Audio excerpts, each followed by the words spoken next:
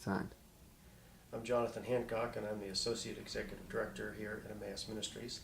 I've been working here for just over 4 years, but I came to Emmaus in a different route.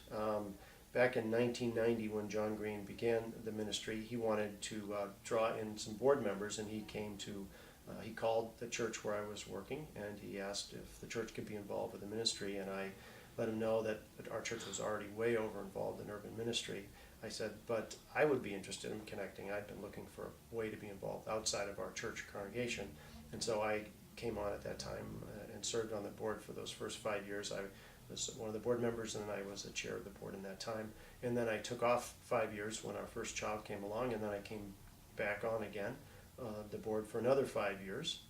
And then at the end of that time, actually, I've been involved in urban ministry. I've been involved in urban stuff for about 22 years. And at the end of that second set of 5 years on the board, John thought, hey, you're not working now, because I had done a church plant that had failed. And so he said, how about you come here and be the acting director, and I'll go on sabbatical. So that's when I came to Emmaus back in 2005, and I've been here since working on staff. What draws me to Emmaus is maybe a little different than a lot of our other staff. I'm probably mostly drawn by the passion of others here and by the staff in particular.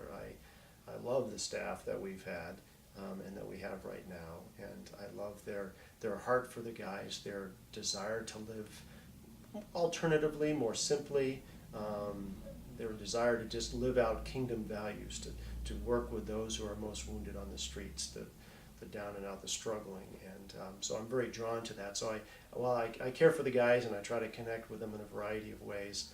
I most connect with staff, with caring for staff, trying to nurture and pastor them in some ways, using some of my pastoral gifts, if you will.